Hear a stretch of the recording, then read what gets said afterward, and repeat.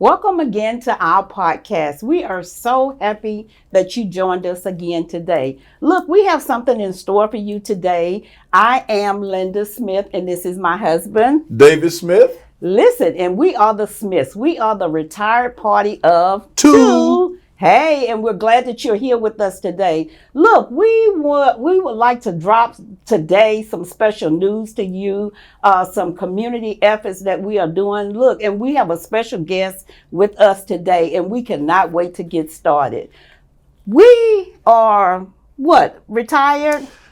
Supposed to be. But look, when you are all about community, you never retire. It's always work to do when you are absolutely concerned with the people. So my husband, David, he's going to tell you today a little bit about our guest that we have with us today. And look, even on our adventures, look, we have started our podcast. Not only have we started our podcast, but look, we have began a retired party of 2 360 photo video booth that you'll get a chance to jump onto and have some excitement. So we have a lot of irons in the fire. We have a lot of adventures that we're on and even enjoying our retirement along with community efforts. At this time, I'm going to have David to take over, and he's going to lead us as far as we need to go.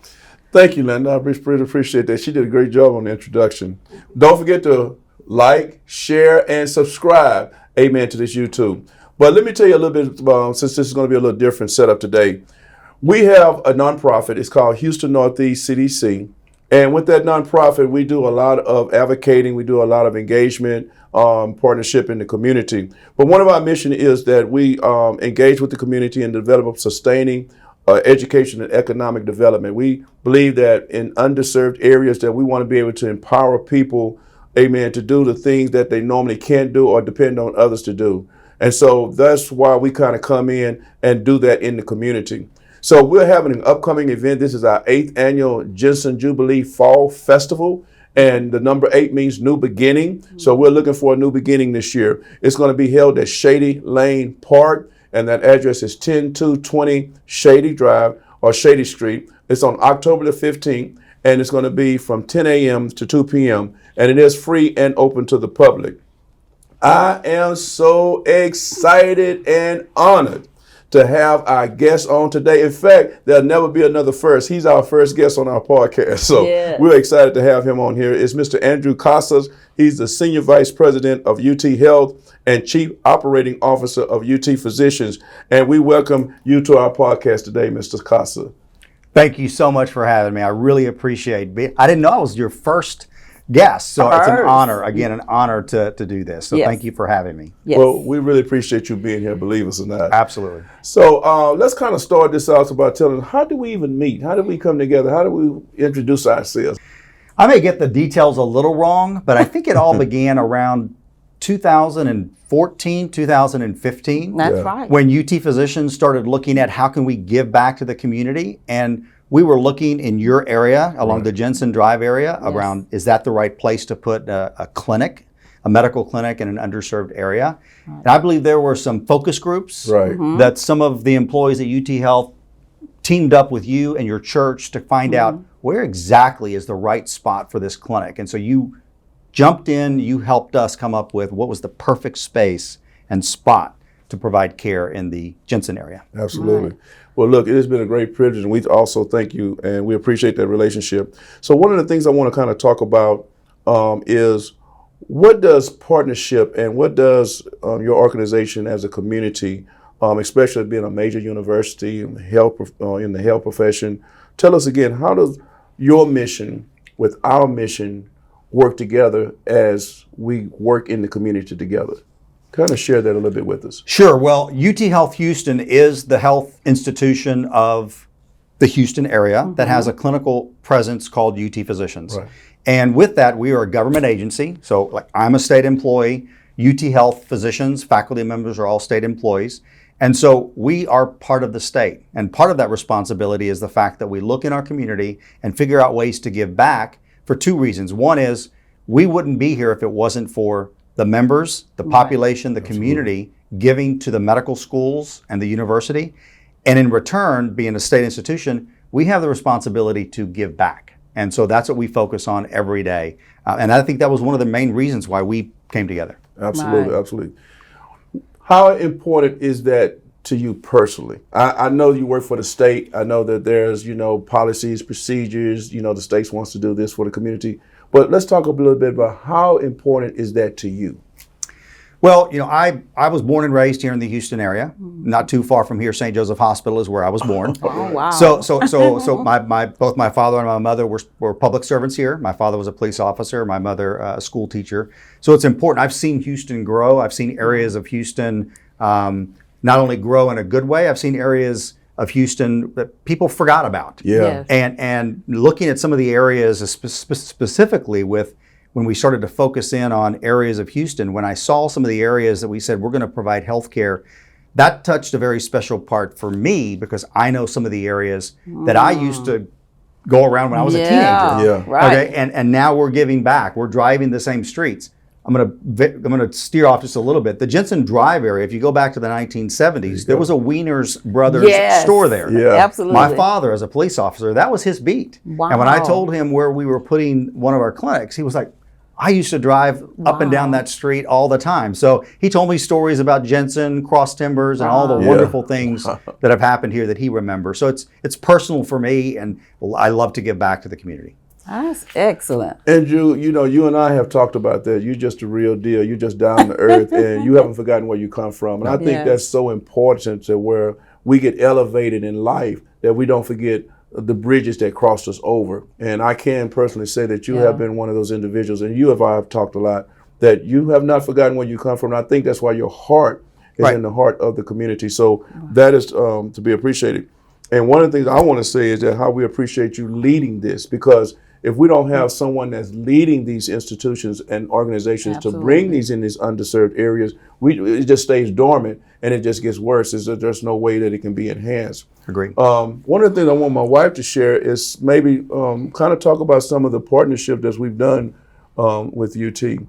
I like it, Mr. Casas, because you are so personalized. I think that's what gets my heart, is knowing that you are so personalized. I can remember coming down to the clinic. You guys would actually do food drives and school supplies, Right. and it's just always, your institution is always giving back. We were having a conversation.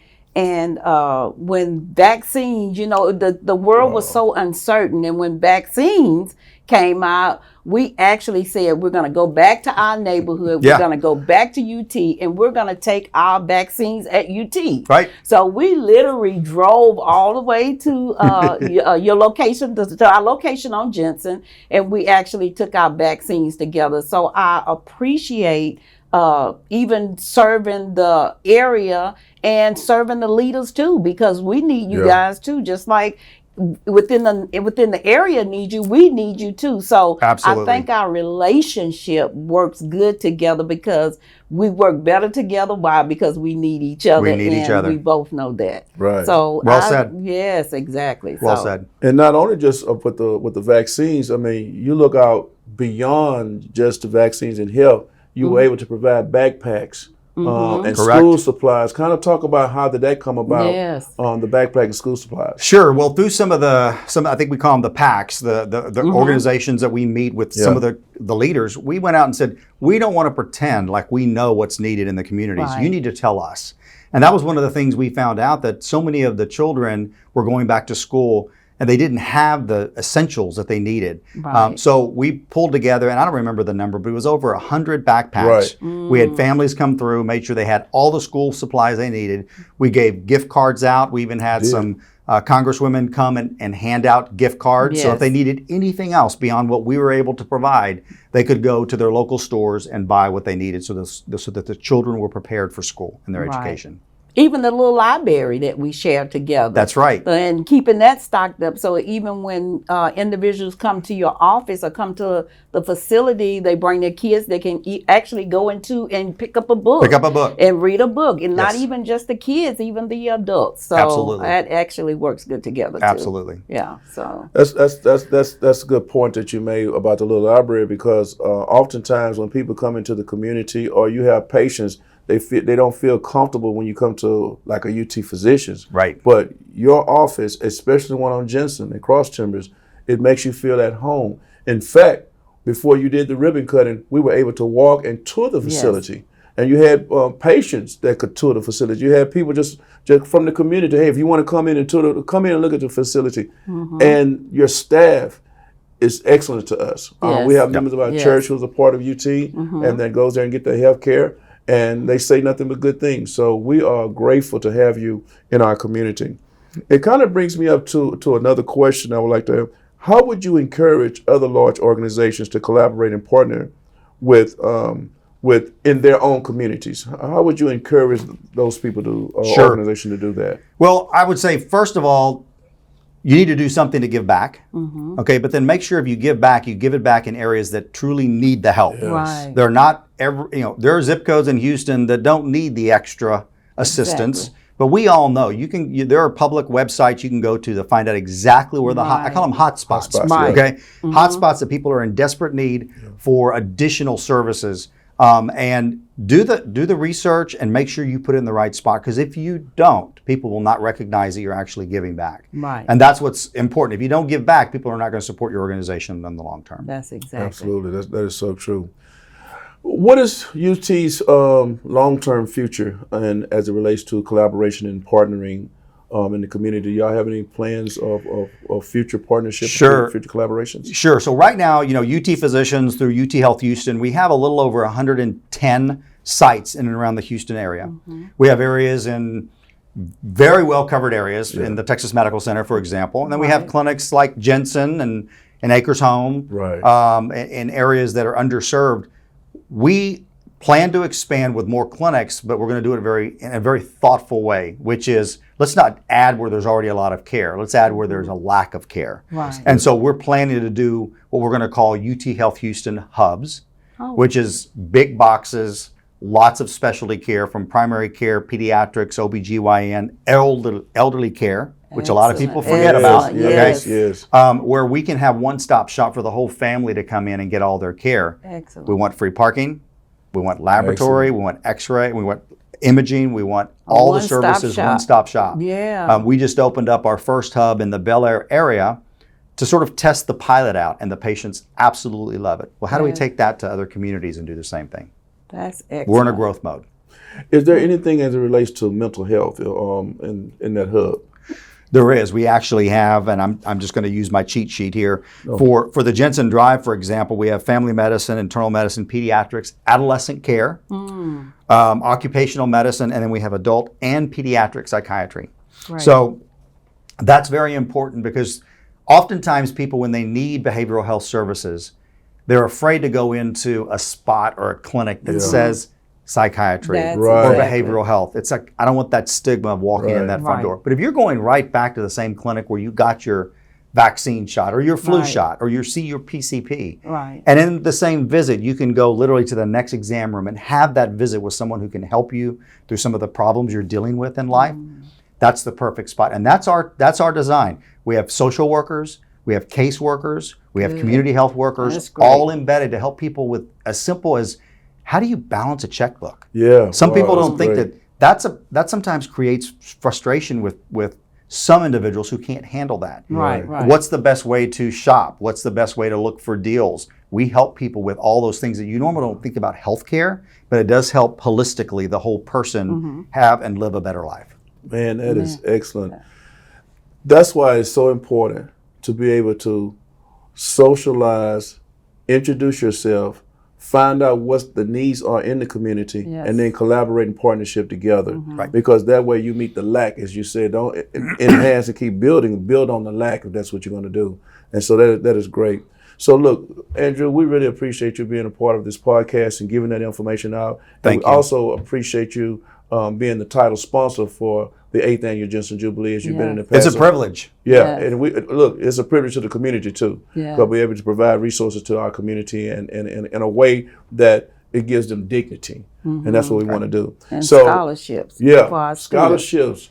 How have you all appreciated it? Because when you all help us, and all those are sponsors, especially UT has been our title sponsor, we're able to give out scholarships to the students. So how does that make you feel in the organization? It makes us feel wonderful. Yes. We even have, beyond the institution, we've even had individuals within the institution see what's going on and give personal money so that these children these children. Yeah. We They're kids as far as Yeah, I'm that's concerned. right. That are going into giving them scholarship to Right. go into the healthcare and say, here, you need, and it's, some people think, oh my gosh, well, I can only give $100. Well, it's a lot of money. little It bit is. Every helps. little bit helps. It does. So everybody who gives, thank you for giving, and Yes. the more we can do, the better. It's our future. Right, that's Absolutely. exactly. And what comes And- behind us is our responsibility. So it's our future, and we need to take care of that. Yeah, we thank you for your investment into our children's education. Yeah. Yes.